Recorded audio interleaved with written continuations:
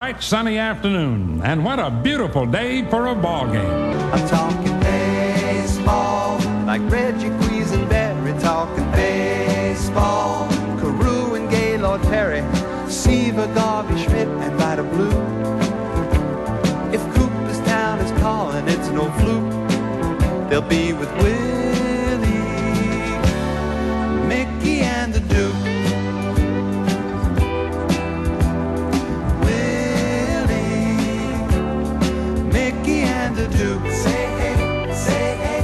Now, ESPN 95.9 and the main event are proud to bring you our weekly minor league baseball report, Down on the Farm, with our minor league baseball expert, Andrew Force. Down on the Farm is sponsored exclusively by State Farm agent Darren Powell and Mount Plasky. Call Darren today at 877-792-3371 for all your insurance needs. Like a good neighbor, State Farm is there. Now, let's go down on the farm. Welcome back to Down on the Farm. Let's take a look at the White Sox farm system and some transactions along with some highlighted players throughout this week. The White Sox recalled first baseman and designated hitter Frank Thomas from AAA Charlotte and reinstated him from the 15-day disabled list. The White Sox opened a roster spot for Thomas by optioning right-handed pitcher Brandon McCarthy to Charlotte. In 24 games on the mound, reliever Jeff Bajanero has a modest 5 saves but sports a 1.05 ERA. He pitches for the Charlotte Knights of AAA White Sox. As I mentioned, the White Sox optioned right-handed pitcher Brendan McCarthy to AAA Charlotte. McCarthy made 2 starts for the White Sox parent club, replacing Orlando Hernandez temporarily. Despite holding the Cubs' sporadic offense down in his Major League debut, McCarthy was beat up by the white-hot Texas Rangers last Friday. 4 home runs against and 6 earned runs made his second start a frustrating outing. For AA Birmingham, Sean Tracy at 6-1 has an impressive 2.95 earned run average in 10 starts. High A Winston-Salem leaders. Closer Aaron Wasserman has pitched in 21 games and only given up 2 earned runs. His .76 ERA is silly good, as are his Carolina League-leading 12 saves. Pitching for the Kannapolis Intimidators, Raymond Liotta, not the actor, the other one, leads the Sally League with 62 innings pitched. Selected in the 2002 draft, 24-year-old Bobby Brownlee is this week's guest. He's a right-handed pitcher, starting for the AAA affiliate of the Chicago Cubs, the Iowa Cubs. Bobby Brownlee. You were born in New Jersey and played college at Rutgers in New Jersey as well. How was college baseball recruiting for you? I really didn't get recruited too much, to tell you the truth. The one thing about Rutgers University is they try to keep the best New Jersey high school athlete in the state, so especially with our baseball team. So, I mean, I got recruited by Rutgers, Seton Hall, New Jersey schools, and, a couple, like St. John's, but really didn't get recruited too much. So I knew from being a little kid and growing up 10 minutes from Rutgers, I wanted to go there because I had a good relationship with the coach since I was 8 years old. Oh, okay. You've had numerous honors: Southern League All-Star last year, McNeese Award, National Summer Player of the Year while playing for Team USA in 2001. Which do you feel was the best for you to receive? The best award I got? I want to probably say it was, I guess the best award I probably got was that being Summer Player of the Year after playing for USA team. That was one experience that I'll never forget. Just having the opportunity to play in Japan and and represent the United States. It was kind of special to have that USA across your chest. Yeah. And that was probably the biggest honor was probably just playing on that team, more so than winning. The Summer Player of the Year. It was just playing on that team. Great honor. Before college, you were drafted by the Rockies out of high school, 26th round. And by pitching in college, you earned your place in the first round of 2002. I think it was 26th overall. Right. Were you nervous passing on the Rockies at that time? At that time, I really wasn't, because I really didn't know what it was about. I didn't come onto the scene until late in my senior year. I guess I didn't hear from a scout until probably about May 1st. Really? Yeah, so May 1st, I pitched against the number 1 team in the state at the time, and we beat them 4-3, and I threw really well, and I threw pretty hard that night. And that was kind of when I came on the scene. So, I really didn't have much information, when I got drafted, and I never got an offer. The Rockies never offered me any money or anything, so I really didn't have much of a decision to make, to go to college, and because I never had an offer on the table from the Rockies. All right, your signing bonus was enormous, $2.5 million. Tell me you splurged and bought something extravagant. What did I buy something extravagant? Yeah, come on. I just, nothing really. Just pretty basic. I just went out and, I bought a new car. Yeah. And I'm getting married this off season, so I was able to buy a house. So those are pretty much the only things. I'm not really an extravagant guy, I'm sure I might dress a little bit better than I used to, and might eat at some better restaurants. But besides that, just do my same thing, But the car was the first thing that I wanted. What'd you get? I bought a 2003 Lincoln Navigator. Nice. Okay, so you played at Rutgers for 2 or 3 years? 3 years. And you pitched 12 complete games in your last 2 seasons there. Do you think you have enough stamina to complete games in the professional ranks as well? I think it's something that you have to.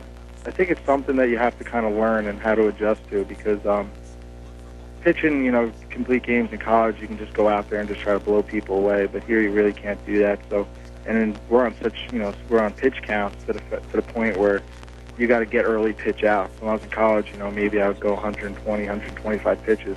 But here, they keep us on that pretty sharp pitch count where I might go 110 pitches max. So, when you try to spread out 110 pitches over a 9-inning game, it kind of gets to be difficult if you put up high strikeout numbers. So the one thing I've learned is just to try to pound the strike zone and try to get early pitch out so I can go deeper into games. All right, kind of leads me to my next question. Expectations are now for starters to throw 6 to 7 innings instead of trying to finish what they started. Is that a good thing for baseball to be going towards? I think to the point it can be a good thing, because guys are going out there and they're not worrying about pacing themselves for a whole game. True. They're going out there and they're saying, I'm going to probably go through the lineup 3 times if I have a good start. So I'm just going to go out and throw everything at them those 3 times through.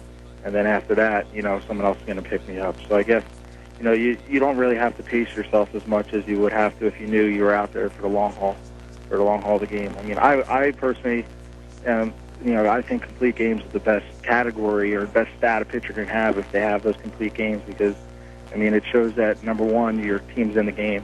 Mm-hmm. Number 2, you're out there pitching well, and you're out there the whole game. And me personally, I like to have everything on me. I'm a lot more nervous when I'm sitting in the dugout yeah.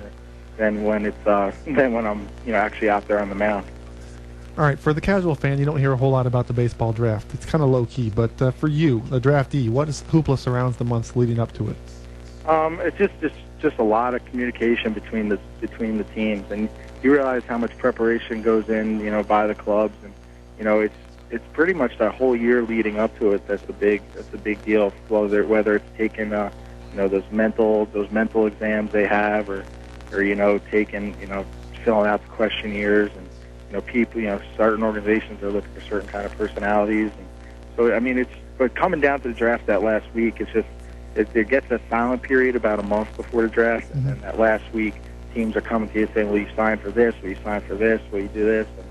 And it gets kind of hectic because a million teams talk to you. And I actually, before I was drafted, I never even spoke to the Cubs once. Really? All the teams that I spoke to, I thought I had a shot at getting drafted by. They, I never even spoke to the Cubs. Cubs didn't even come into my mind. Scott Boras was your agent at the time you signed your first contract? Yep. Is he still with you? Yeah. Do you think the criticism of him is uncalled for? I think to a point. He gets criticized for doing his job, pretty much.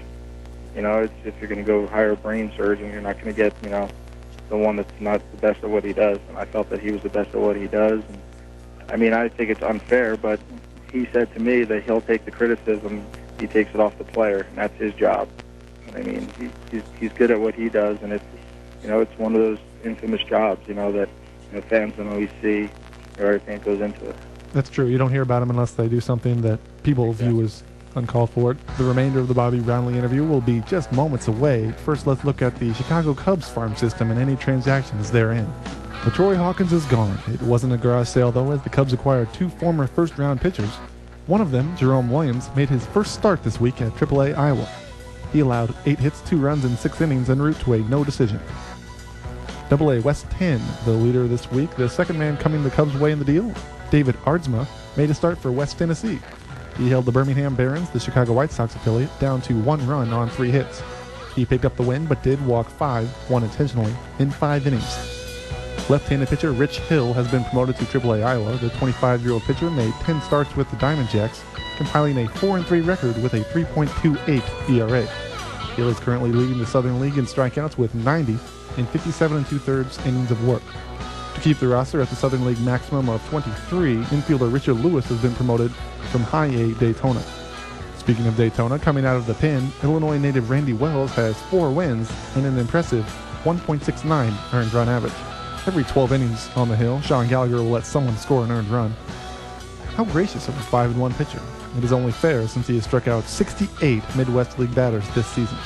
To fill out the roster spot opened when Mark Pryor moved to the 15-day DL, the Chicago Cubs recalled right-handed pitcher Roberto Novoa. Let's get back to this week's Down on the Farm interviewee, Bobby Brownlee. Baseball America views you as the Cubs pitching prospect with the best control right now. The numbers back up their claim as you only walk around 2.5 batters per 9. How do you stay in the strike zone, though, without getting tagged? Pretty much just, it's just being aggressive. The more aggressive you are, and you put yourself into good pitchers' counts, so you're able to expand the zone later on, so you don't have to throw strikes. You don't have to throw strikes when you're ahead in the count. Mm-hmm. So that's the hard, that makes it easy if you're able to attack the zone right away and then expand it later, rather than, if you get behind the count, guys will just, the zone gets a lot smaller and guys are able to zone in a little bit more. So getting ahead in count is a big thing. All right, you're listed at 6 foot even, and that's tall to many people, but short by pitching standards. Do you think that affects how you pitch, or do you even care what baseball thinkers say about pitchers' heights and builds and frames? The bottom line, I feel the bottom line is always whether you can get guys out. You could be 6'10" and look great in a uniform, but if you can't get guys out, it's not going to do you any good. Right. The thing about me is when I pitch, I'm able to be a little bit more compact. You see the shorter guys in baseball sense, they stay a little bit more compact, where the taller guys can be a little bit looser and longer with their arms because their bodies have a chance to catch up. But right now with mechanical things, it's a lot harder for me. I can get thrown out of a whack a lot easier than those bigger guys can because they have a little bit more time to catch up. So it's I have to be a little bit more fine-tuned with my mechanics and a little bit more, spend a little bit more time on it because I can't just it's hard for me as a shorter guy to really stay on top of the ball and get as much downward movement on the ball as I can. Right. That's the hard thing. All right, the Cubs have been crippled by injuries this season. What, for you, has been the worst setback of your career? Probably the worst setback of my career was probably getting hurt in college. Getting hurt. I got hurt. I got a little tendonitis halfway through my college year. I had a great first 5 starts in my college, of my junior year in college, and I think it was probably getting hurt there kind of set me back a little bit because I still haven't gotten back the velocity that I used to have, and so that was probably the biggest setback in my career. But it has actually been probably the biggest blessing in my career because I was able to learn how to pitch because I've had to learn how to pitch. When I was a college, I just went out there threw as hard as I could, and that was it. And but now I know how to pitch, and I use my changeup a lot more. I never even had a changeup when I got drafted, and then now it's just great. So I'm able to just use that changeup, and I know how to pitch more. So at the same time, as much of a setback, it was a blessing. On the back of the Bobby Brownlee rookie card, what will be the interesting fact about you? Oh, man, the interesting fact on the Bobby Brownlee rookie card. Yeah. Man, that's a tough one. I don't even know if I have any interesting facts. All right. Yeah. That's a tough question. What teammate or coach has helped you to improve the most along the way? My high school coach, Jim Muldowney, he's recognized one of the better high school baseball coaches in New Jersey. He really helped me tremendously going through high school, and he's still a good friend to me today.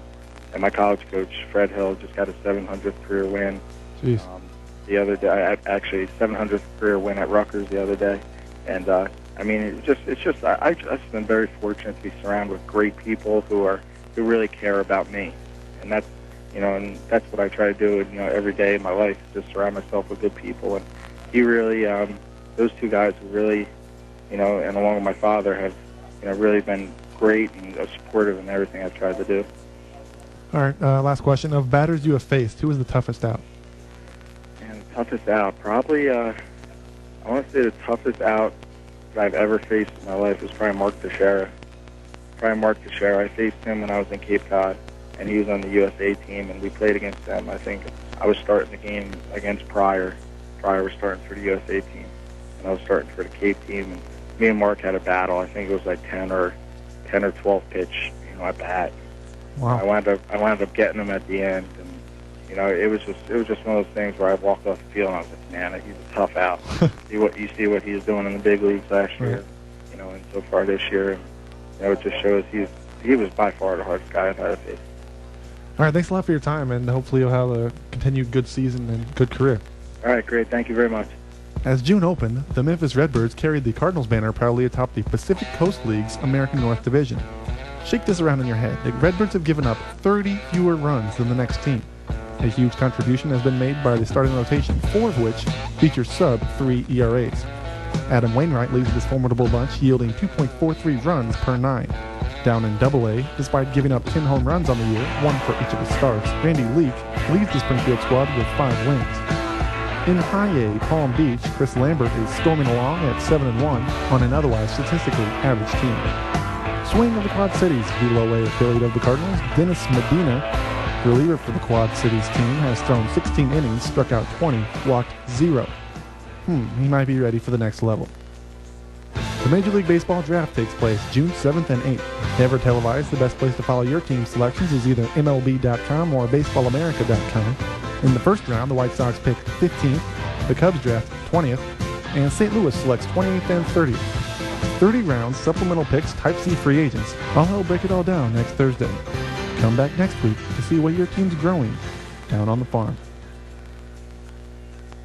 Some drivers think comfort is found in leather seat or dual climate control, but for 40 million American motorists, Comfort is known they have a State Farm agent who's always there, providing personal service at a competitive rate. So talk to State Farm agent Darren Powell in Mount Pulaski. He'll help you make sure you get the coverage you need and the discounts you deserve. After all, any insurance company can promise you a good price, but nobody takes care of you like a State Farm agent. Call Darren at 877-792-3371 and he'll prove it.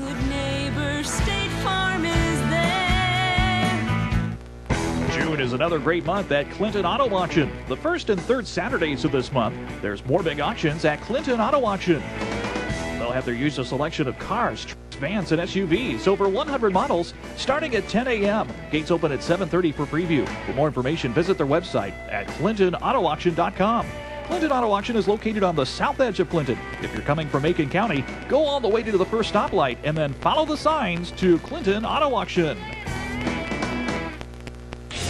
Family room too small to have your friends over to watch the race? Want the perfect place to be on race day? Get to the Sports Zone, located in the Decatur Holiday Inn Select, and watch every NASCAR race on the big screens. With the 20 TVs and state-of-the-art surround sound system, you'll be up close to all the racing action. You can enjoy great food, drinks, and not only hang out with your friends, but you can also hang out with the Miller Lite Girls during every Nextel Cup race in June. Be sure to enter the weekly prize drawings and be the one who picks the weekly perfecta and win even more great prizes. Prizes include overnight packages to the Decatur Holiday Inn Select, Cardinal baseball tickets, and even a grand prize of 2 tickets to the 2006 Daytona 500. Make sure you go out to the Sports Zone and cheer on your favorite driver each week. Sponsored by Absolute Concrete, by DecaturFirst.com, C&J Excavating, Hardwell Companies, Decatur Earth Mover Credit Union, Dynagraphics Fast Impressions, and Speed Lube. You've been out there listening to us. Now it's time for you to join the other successful Central Illinois business owners who've got their business in the game by advertising on ESPN Radio 95.9 FM. We've got a large and virtually untapped listening audience located right here in Central Illinois that tunes into ESPN Radio 95.9 FM every day. And most importantly, they want to spend money in your business. But you know what? They can't. Simply because you don't talk to them about your business or tell them about what you're selling. So I've got to ask you this obvious question. Why aren't you taking the time to let us show you how to put the power of sports radio to work for you today? So business owners, call the ESPN Radio 95.9 FM sales department today at 935-9590 and ask us how you can get in the game only on ESPN Radio 95.9 FM, Central Illinois' radio home for sports fans 24 hours a day, 7 days a week. Mom, I'm hungry. Mom, what's for supper? Well, Mom, County Market has your solution. We've got great prices on many items your kids will love.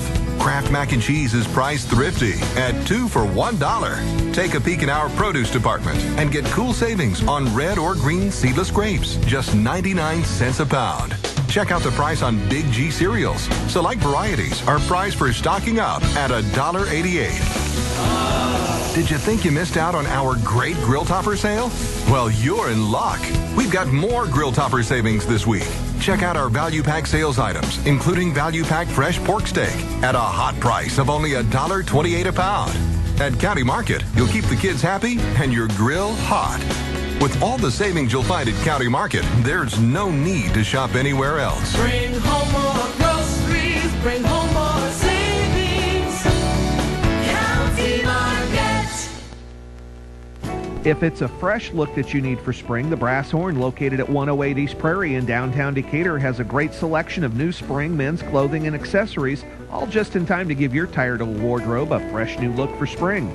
Let George and Ryan at the Brass Horn help you with all the latest styles and colors, making sure you have the look and style that best suits you. It's big city selection at small town prices. Stop in today at the Brass Horn, 108 East Prairie in downtown Decatur.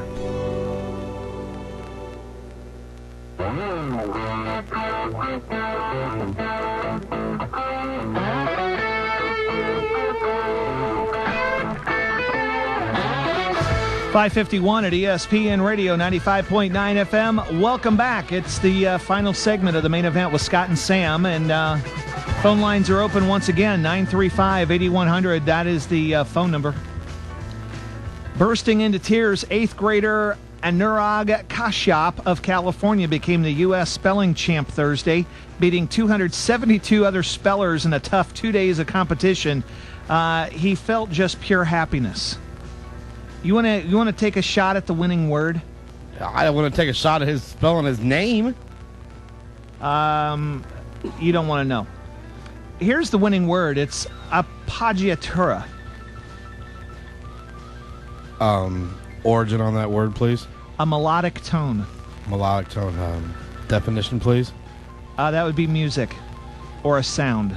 A sound. Could you use that in a sentence, please? I like appoggiatura in my phone ringer.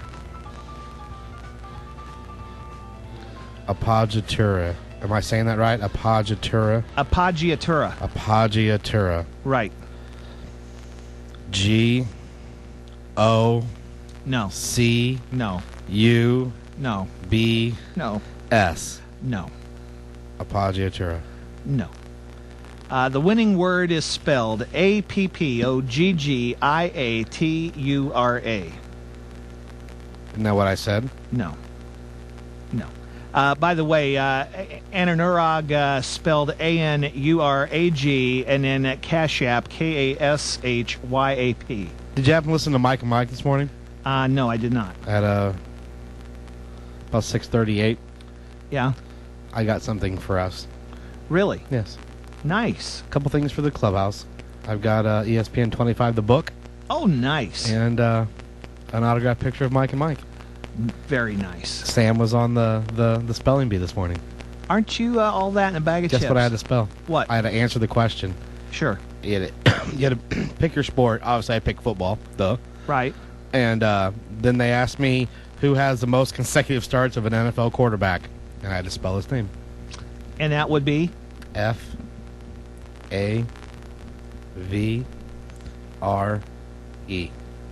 Brett Favre. Nice. Speaking of some commonly misspelled sports names. Brett Favre. Yes. Brett Favre in there. That's how he was announced that when he got selected by the Falcons. That's how Tagliabue said his name. Well, his name was misspelled on his sports card, too, on his rookie card. Yep. It's F-A-R-V-E. Mm-hmm. Dikembe Mutombo, Lou Piniella, Dwayne Wade, Dave Steeb. I can't believe this one. Cal Ripken Jr., Rafael Palmeiro, Mark McGuire, Mike Krzyzewski, Antoine Jamison. Dude, I can't spell Krzyzewski. You can't? K-R-Z-Y-Z-E-W-S-K-I. Okay, and tomorrow when I run the board right, and look at the computer, I'll ask you to spell it again. Nice. Sergei Fedorov, Brett Favre, and Yastrzemski. These are some of the commonly misspelled sports names. I can spell Yastrzemski. That's easy. Y-A-Z. The Yaz, baby. The Yaz, yeah. So the winner gets $30,000 in prizes. Really? He had to go 19 rounds to take care of business. And all he gets is 30G? 30G. In prizes. That's it. And those are always inflated in the first place. Probably. It's like a $13 pencil and stuff. Well, he's not a good interview. I guess afterwards he was repeatedly hiding his face behind his cardboard number. Really? Yeah, I can't wait to see this. You know ESPN will have highlights of this one. You know, my favorite was last year the girl who every time she'd say one, she'd put her hands back over her face, and then she'd take it off and say another letter and cover her face. Uh-huh. Let's go back to the phone lines. Main event, you're on the air. Hey, I watched a little bit out today, and I was hoping that Samir kid would win. That kid was getting a lot of words as soon as they told him to him, and he tripped up on an easy one. Oh. It's actually pretty entertaining for kids spelling. You know, there's a great college drinking game that goes along with the spelling bee. I don't drink, so I don't know. Your boy Samir, he fell to Rossian. Oh. Yeah. That means skilled in acting. Yeah, I think he used S's instead of C's in it. I was just getting out of the shower when he screwed that up, but I thought he would win because he was walking around with a lot of confidence. I thought for sure he was going to win, but he screwed up. Were you just, was your whole day derailed after that? No. Okay. My whole day got derailed when the Cardinals went on rain delay. Yeah, Cardinals, last time I checked, were up like 5-2. Yeah, 5-3 last time I was at Sports Center. So. What inning is an official game? They said the fifth on Sports Center. Oh, well, there you go. Hopefully they'll finish them out. So that's all I want, guys. All right. All right. Wow. We got spelling bee talk. Yeah, I know. Now, well, 935-8100, that is the phone number. Back to the phones. Main event, you're on the air. Hello? I guess not. Yeah, whatever. Yeah. Tomorrow on the big show, we'll be out live and on location at County Market. Yes, we will. Looking forward to that. Yard signs in hand. Let's try this one more time. Back to the phones. Main event, you're on the air. Yeah, I had $1,000 on that little kid that finished second. Oh. I'm going to go, you know where he lives? Nice. There's nothing like betting on kids' spelling bee. Yeah, that's what you get for betting on a 13-year-old. I guarantee you there were Vegas odds, too. There had to be. You know there was. There had to be. Well, I had it in a $1,000 parlay. Oh, wow. Oh, That's man. okay, because the Cubs probably would have cost me too. Don't we know Yep. somebody else who always was parlaying? Yep. Yeah, I think he just nailed you there on the drive-by, too. Parlay. Oh, wait. Yeah. Well, that's... Who won the office pool, the spelling bee office pool? I don't know. I don't remember who I had. I think Marie did. Did she really? I think she did. She's so lucky. Well, all I know is that's about it. We're done. We will have Awesome. NASCAR Pick'em tomorrow. We'll be live on location at County Market. Remember, the first 10 people are actually, we're not taking any NASCAR picks over the phone until we get the first 10 people in the hopper. So the first 10, if you want to be the first 10 people to pick, you're going to have to come down to County Market tomorrow. And we'll start promptly at 3 o'clock. So the first 10 folks in that can give it the straight, we're going to put them in the winner's circle, hopefully. Yeah, that's what I'm saying. Wow, you okay? Yeah, I think that so. That was a pretty stretch there at 5:59, wasn't it? Yeah, I'm it sorry. was. That's it. We're done. We're out of here. Have a great night, everybody. Talk to you tomorrow. Peace and biscuits.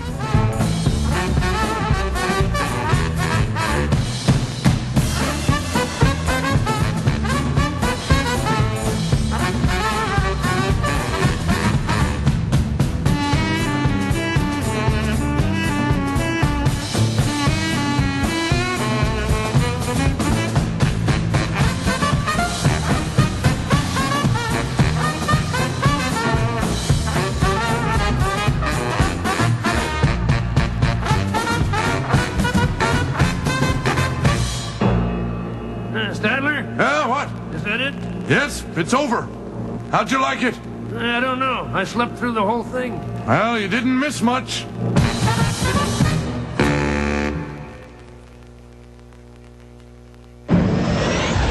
ESPN Radio Sports Center. I'm Doug Brown. In Boston today, the Red Sox trailed the Orioles 4-3 in the bottom of the ninth with 2 outs and 2 on. On back, looking up, and it is gone! A walk-off home run to Big Papi David Ortiz!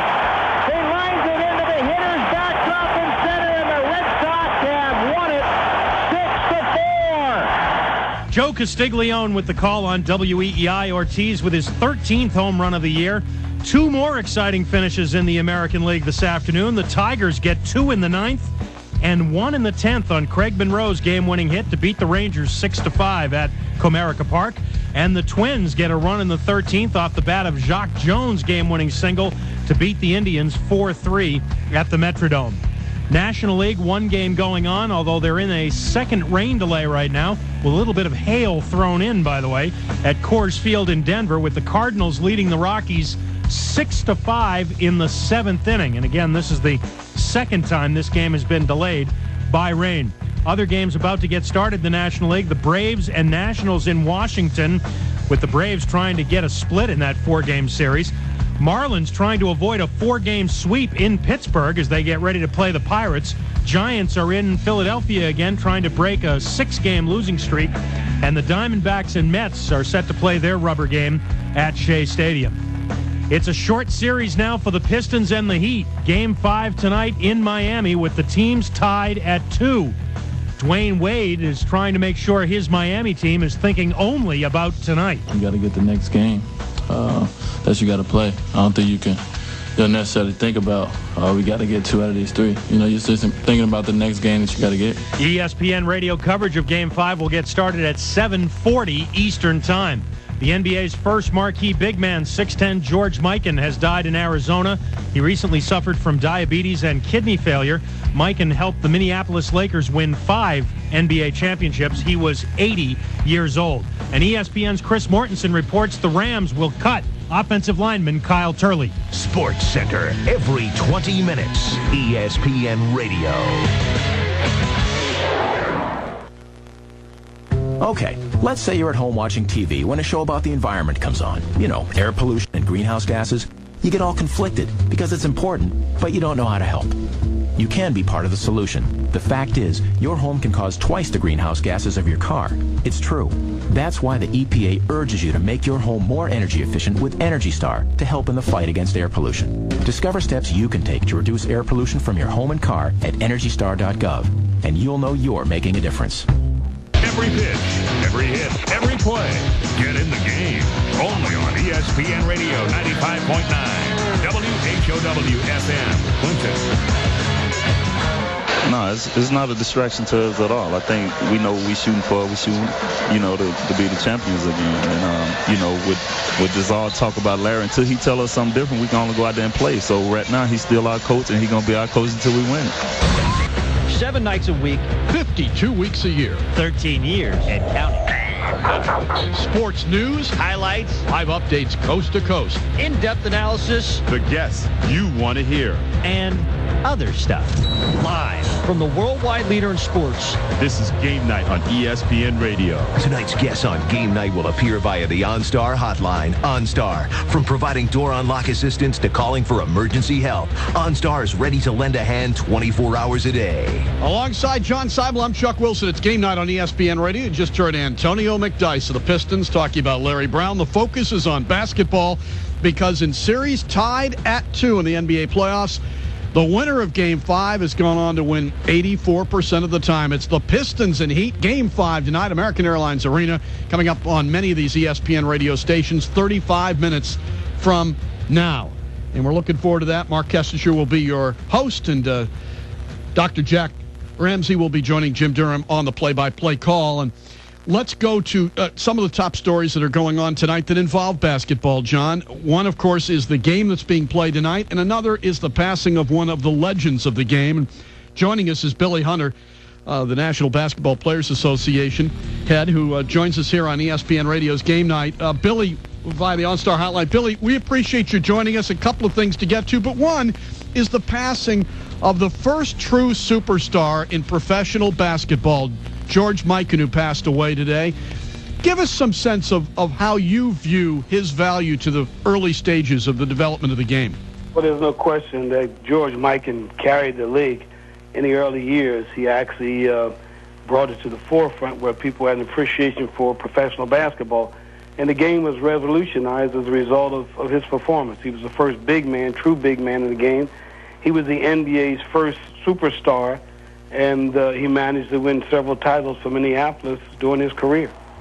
Billy, a lot of people became aware of George Mikan's plight in recent years, and a story that we ran here on ESPN within the last couple of months about how financially it's been very tough for him to deal with. It was very tough for him to deal with his medical issues down the stretch, and a lot of people looked at, well, he was one of those pre-1965 pension guys, so he doesn't get that much money, and there's not many of the pre-65 guys left, and there seems to be a cry out there for today's Players Association, to take better care of those pre-1965ers. What can you do? Well, what we can do is basically negotiate with the NBA and to see what we can do collectively. Unfortunately, the situation is such that there are always going to be some individuals who are left out of the pension plan. The pension has been in place, I guess, for over 40 years now, and when it was originally designed, it was designed to incorporate a specific number of players who played subsequent to 1965. And so we've addressed this issue many, many times, and we're addressing it again during this round of bargaining. As we talk about the collective bargaining agreement, Billy, the number one priority stated by Russ Granick and from the ownership standpoint is for the owners to get a reduction in the maximum length of contracts. What's the union's position on it? Well, let me say this to you. What we've attempted to do, we've attempted to reach a fair and equitable deal, one that we think, tends to promote the game, help to keep the game vital, and that will benefit and be fair to both the players and the league. You might recall that the players made numerous concessions 7 years ago, when the owners raised the same cry and complaint that Russ Granick and Commissioner Stern are currently making. What we've actually agreed to do, and the owners are not inclined to accept, is we've agreed to extend the current deal. We've said, if you want to, what we're prepared to do in order to avoid an impasse is to continue the deal for the next 2, 4, or 6 years, which is what they're actually looking for. And the fact of the matter is that we've actually talked about, agreeing to reduce, contract length 1 year. The reality is we're the only sport where there is, in fact, a restriction on the length of contracts. No other sport has that restriction, no other professional sport. And it's just one of the many concessions that we gave up back in 1999 in order to reach a compromise agreement. If the sport, if the NBA is willing to keep the present amount of money, the amount of revenue, the percentage that goes to the players, and simply wants to redistribute it in a sense by having shorter length contracts, what's the downside from the player's standpoint? Well, first of all, that's not true. It's not about keeping the same amount of money. The reality is that there are other provisions of the agreement that Commissioner Stern has not disclosed. It sounds good to say to the public, well, we're prepared to guarantee that the players get 57%. What we've attempted to avoid, and we attempted to avoid it 7 years ago, is a hard salary cap. So in addition to talking about keeping the percentage at a specific number, they're talking about reducing the length of years. They're talking about reducing the annual increases. They're talking about reducing the amount of money a superstar can earn.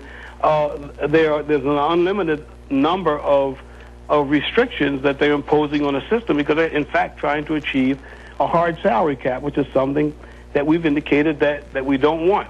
We contend that what they're seeking is not merited or justified. 7 years ago, we agreed to a luxury tax.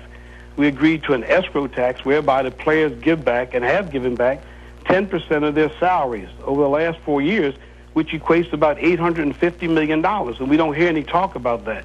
So we're now talking about a reduction in the length of contracts that a player can sign. Why is it that a marquee ball player in baseball or football or any other sport can sign a contract for as long as he desired? At one time, players could sign 10-year contracts. The last time we agreed to reduce it to 7 years. We agreed to a rookie scale whereby players are restricted for 5 years in terms of what they can earn, and we also have many, many restrictions on free agency. So we have a system that's pretty highly regulated, and it's a system that has boded well for the owners, and that we've seen a significant increase in franchise values, and we've seen profits of the owners go up. And so what they're now talking about is, having given those concessions 7 years, they now want additional concessions on top of that, and we just don't think it's fair. Billy Hunter, the National Basketball Players Association chief, joining us here on Game Night on ESPN Radio, along with Chuck Wilson. I'm John Seibel. Billy, how satisfied are the players with the size of the pie they're getting now? I think that the players are when you say satisfied, what the players have done, we've honored the deal that we struck, the compromise deal that we agreed to in order to save the season 7 years ago. You know, obviously the players would always be interested in some other kind of division, but they're committed to honor whatever deal we strike. The players obviously would like to see the elimination of the escrow, which requires them to give up 10% of their salary. But they've agreed that they're prepared to live with that this time and to extend the current deal, pursuant to which we've given all these prior concessions to the owners.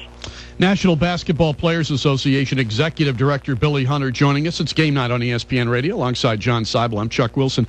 Billy, when the league suggested that agents had gotten involved in the process and had forced backing off of some things that supposedly had been agreed to, you took real umbrage with that. You were upset with the I wasn't particularly upset. What I did was I voiced my opinion because I thought that it was an unfair characterization.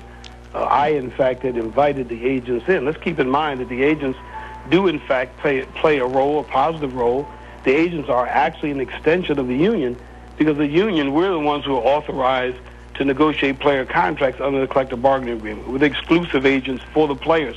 But we delegate that responsibility to agents so that the players can have specific individuals do that for them. The reality is that there were a lot of other things that occurred behind the scene that precipitated my comment.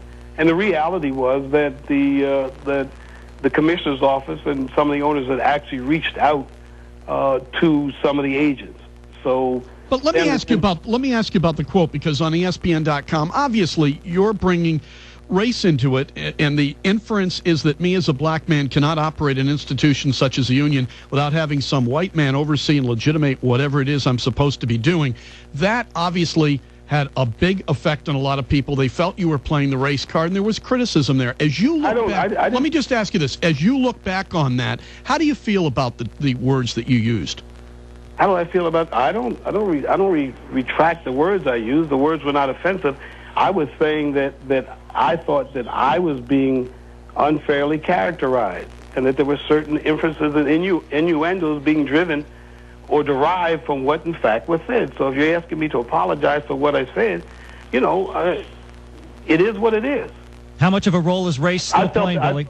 I felt it was justified at the time, and I don't think that I'm prepared to retreat from that. I might also add that it's ironic that historically, you know, whenever the issue is raised, it's like the elephant in the room that nobody wants to talk about it. So whenever it's raised, you know, people take umbrage or offense to it. It's sensitive, but I felt that I had been offended, and so that's why I said what I said. I didn't call anybody a racist. I said that the act itself smacked of racism. Billy, how much of a role is race still playing? Well, it's not playing. You know, are you saying in terms of the relationship between myself and the commissioner, it doesn't play any role. We're in there negotiating, trying to reach a deal, and that's what I had said 5 minutes after I said what I had to say, that it wouldn't impact or affect my ability to negotiate a deal or to sit in a room with David Stern. Lastly, on the age situation, what is your view as you've looked at all of the various angles of having an age limit in the NBA? What is your view on it now? Well, you know, I've heard all the arguments about age, and the reality is I think that it's been dispelled. I think that it's been pretty much annihilated by the performance of guys like Amari Stoudemire, who had one heck of a game last night. I think notwithstanding the fact that the Spurs won, everybody acknowledged how well this kid played. He's a superstar. Kevin Garnett is a superstar. Kobe Bryant is a superstar. And then we've got people like LeBron James and others. The reality is the reason why the owners want to restrict the entry of the younger players it's all about dollars. If the number of years a kid is restricted to in terms of when he can come into the league, when he can become a free agent, what it does, it impacts his ability to earn whatever number of dollars he might earn over the course of his career. And that's what it's about. If you come in later, then you have an opportunity to earn fewer dollars. Instead of having an opportunity, say, to get 2 bites at the apple, you get 1. And but what we do is people tend to they'll characterize it, they'll present it in such a way so that one interpretation is gotten when in fact the intent is totally different. And you have to be close to the game and the business to understand. It's a business decision is what this is about. Billy Hunter, Executive Director of the NBPA. As always, we appreciate your time, Billy. Thanks for joining us on ESPN Radio. I appreciate you guys for having me on. Thanks, Billy. From the action in the boardroom to the action on the court, it's Game 5 of the Eastern Conference Finals. The defending world champion Detroit Pistons and the Miami Heat. 7:40 Eastern Time. And many of these ESPN radio stations carrying the game for you. Cavaliers guard Eric Snow will preview the game. We'll ask the Cleveland guard just how he feels about his new coach next. You're listening to Game Night on the worldwide leader in sports, ESPN Radio. If you're looking for more in an auto parts store, get ready. Advance Auto Parts is working harder to make our stores better than the rest. Get ready for a cleaner, brighter, better place to shop. Get ready for a store that's better organized so you can easily find what you're looking for. Get ready for advanced TV, our exclusive in-store video network, and other innovations you won't find anywhere else. When you want more than just another auto parts store, the first place to go is Advance Auto Parts. We're ready in advance. Net Zero not only gives you unlimited access to the internet for $9.95 a month, but the Net Zero Bristol Blowout Sweepstakes could put you inside the Net Zero inbox at the ESPN Radio studios. It's a full day on campus. Not only will a grand prize winner and a guest have brunch with Dan Patrick and visit his show, they'll sit in the studio with Mike and Mike, tour the entire Bristol campus, plus play golf with Colin or Eric. Log on to ESPNRadio.com for our always challenging sports trivia and check out all the details. Brought to you by Net Zero. Call 1-800-NET-ZERO and start saving today. Dan Patrick, looking good in any color. Teams that wear red have a higher probability of winning. Delivers an implicit message of vigor and danger. Most of the recent winners of U.S. sports championships have a touch of red in their uniforms. The Boston Red Sox, New England Patriots, Detroit Pistons, and the USC Trojans. Did you see in that same study, it's been found that athletes who wear neon pink and high heels tend to finish last? The Dan Patrick Show on ESPN Radio.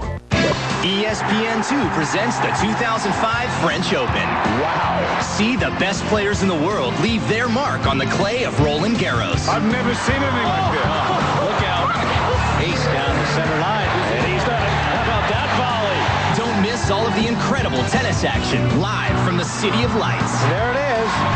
The French Open, presented by Genworth Financial. Coverage continues through June 5th on ESPN2, the Grand Slam Network. Oh, yes. Let's get motivated, people. Motivated people can get lazy occasionally. Lazy people never stay motivated, ever.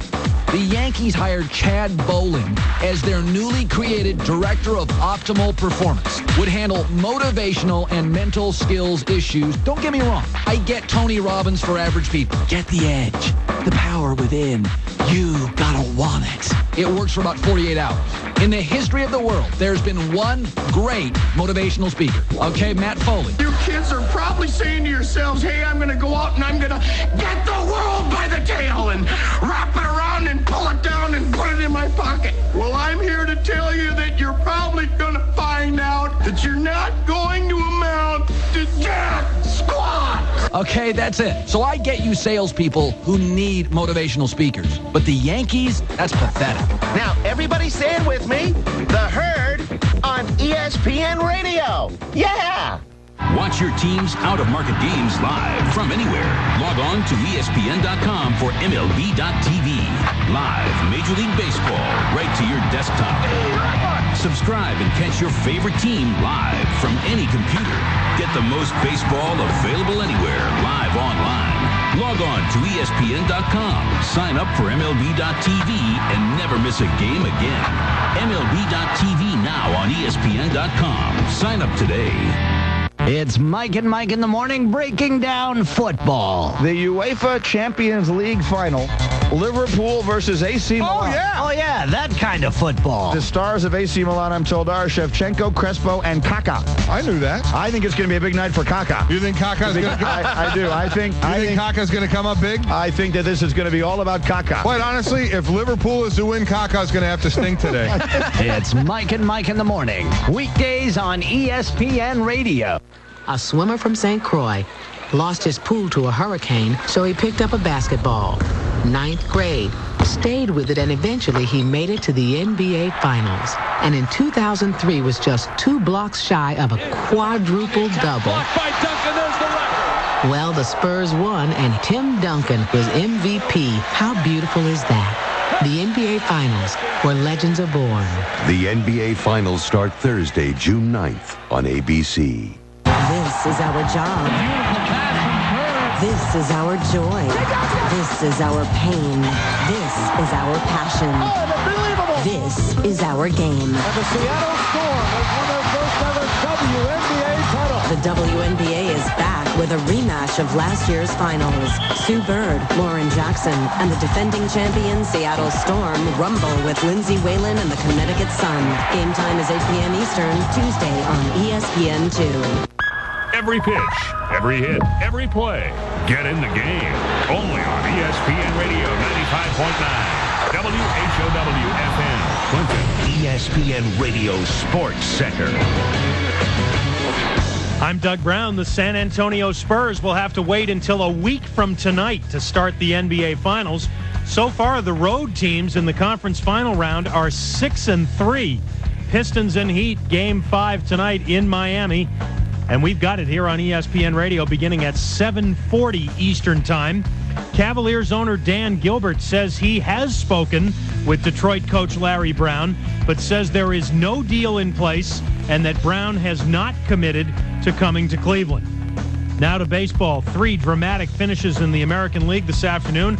The Twins get a run in the bottom of the 13th at the Metrodome to beat the Indians 4-3. Jock Jones drives home the game winner. The Tigers get 2 in the 9th and 1 in the 10th and beat the Rangers 6-5 at Comerica. Craig Monroe with the game-winning hit. Rondell White had a homer and drove in 3 for the Tigers.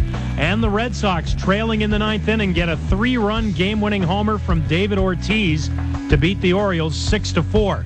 Baltimore's second baseman Brian Roberts has gone back to Baltimore. He will have an MRI tomorrow on his right shoulder. It's doubtful he will play in Detroit over the weekend. National League, Cardinals and Rockies are in the 7th inning and in the midst of their second rain delay of the day at Coors Field. The Cardinals lead the game 6-5. Meanwhile, there was a brief delay at Shea Stadium just moments ago for a sprinkler delay. They came on during the top of the first inning, but immediately were shut off. The game is back on again, and the Diamondbacks and Mets are scoreless in the first. Sean Estes against Pedro Martinez. The Marlins lead the Pirates 1-0 in the second. Carlos Delgado with a home run to stake Dontrell Willis to the early lead. Braves and Nationals are scoreless in the second in Washington. The Nationals trying to make it 3 out of 4 against Atlanta. And the Giants and Phillies are scoreless in the first at Citizens Bank Park. ESPN's Chris Mortensen reports the Rams will cut offensive lineman Kyle Turley, the team deciding after a physical that Turley's back problems will keep him from playing. The Chiefs got some salary cap room today by terminating the contract of wideout Johnny Morton. The Seahawks make cap room by releasing cornerback Bobby Taylor and wideout Corin Robinson. Game 5 of the Detroit Pistons and the Miami Heat tonight at 7:40 Eastern on ESPN Radio. Overall, when you go to 1-12, we feel that we have the better team. It's just about going out there every night and being ready for the battle and being ready for the war. Game 1, we wasn't ready for it. We had too much time off, and we didn't come out aggressive at all. We didn't come out ready for the war that they was going to bring to us. But now, no matter if we win every game, no matter if we lose a couple games, we still going to be ready for the war, and we still confident in our team that we can get the job done. Dwayne Wade, who's done just about everything he can for the Miami Heat. It is Game 5 tonight, coming up just about 10 minutes from now, or 15 minutes from now, here on ESPN Radio and many of the affiliates. Alongside John Seibel, I'm Chuck Wilson. Game night on ESPN Radio. Boy, Dwayne's been something else, John. And we're 2 Game 5 in series. They're tied at 2. 84% of the Game 5 winners go on to win the series. So this game is on Miami's home court, and yet both of these teams have shown they can win on the other guy's home court. What are you looking for? Well, I think even more of the game falls on Dwayne Wade's shoulders now for the Miami Heat, because I'm concerned if I'm a Miami Heat guy, because the longer the series goes, the less you're going to get out of Shaquille O'Neal, especially in the second half, because that leg's not going to get any better.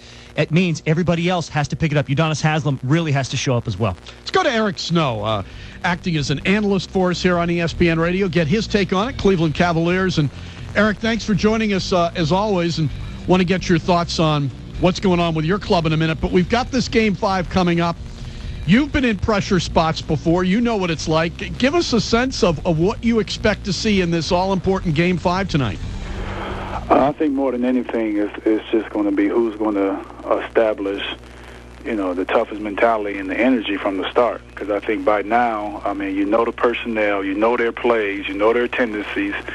So it's just about who's just going to come and grind it out. The last 3 games are basically a grind. The team just plays the hardest defense, can force turnovers and get easy baskets and get to the free throw line. That's who's going to win the game. Eric, considering Shaquille O'Neal's injury situation right now with that leg, how much of the offense do you think will actually go through him the longer this series goes on?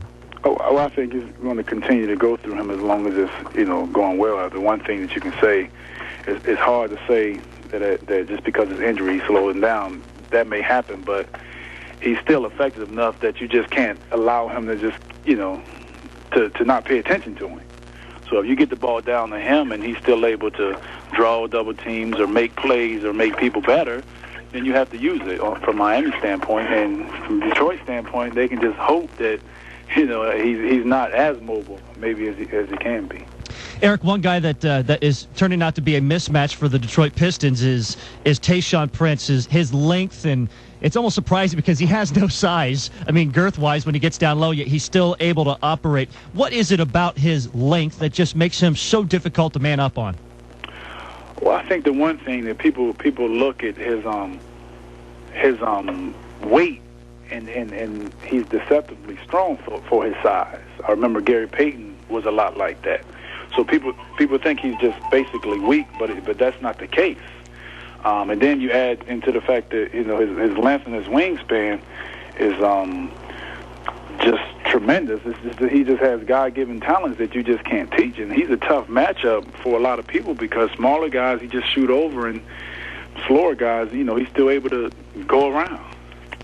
Eric Snow, Cleveland Cavaliers, joining us via the OnStar hotline here on Game Night on ESPN Radio. Eric, there are always going to be those role players that get an opportunity to shine, that hit a couple of shots, that make a real contribution in key moments.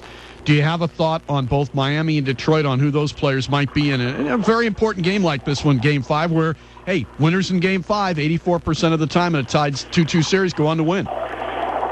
Detroit, I would say, is going to be how well 2 guys play, and I would say it's going to be how good the minutes that Lindsey Hunter gives you against Dwayne Wade, and how good the minutes that Eldon Campbell give you against Shaq. If they can come in and minimize those guys and not let them really get off and slow them down while their starters get a break, and then come back, and then they come back in fresh, that really helps Detroit. And as far as